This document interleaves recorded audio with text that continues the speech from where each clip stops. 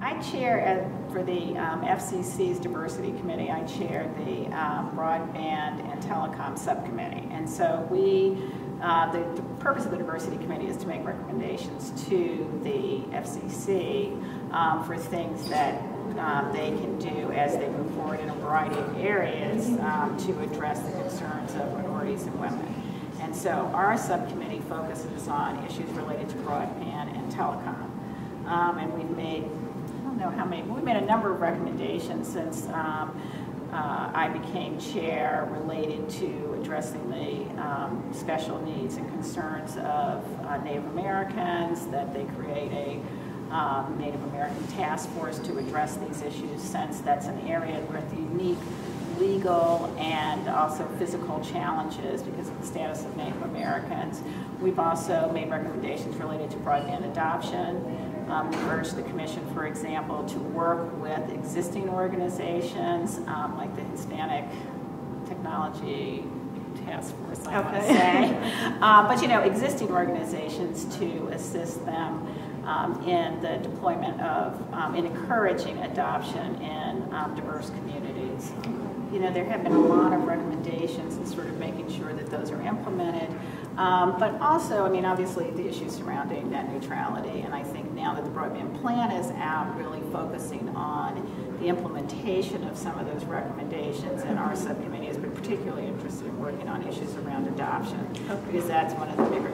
It's interesting, while minorities, particularly Hispanics and African Americans, are very high users of cell phones, right? And a lot of them access, that we still have challenges as far as broadband in the home and addressing those issues. And so it's clear that we have a community that is understanding and willing to embrace technology, and it's really just expanding the availability of it to diverse communities in this country.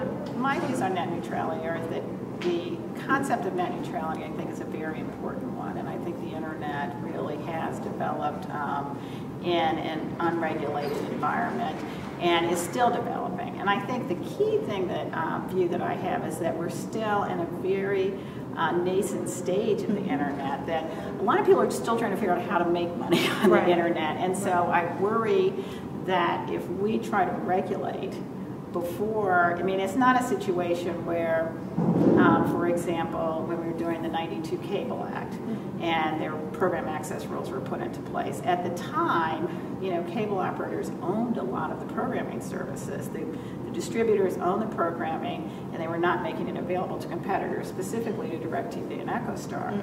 So as part of that act, we put in place the non-discrimination provisions, and that really benefited DirecTV and EchoStar because it said that vertically integrated cable operators couldn't decline to sell their programming to competitors. And so that was a problem, and really DirecTV and EchoStar have flourished since then, and content has been made available to other users, to other competitors in the marketplace, and so that, you know, content is king, so if you don't have access to it, that was very problematic. And so I think in looking at the internet, we need to, you know, take the same approach, which is to say, are there problems? And if there are problems, then we should focus on fixing those problems.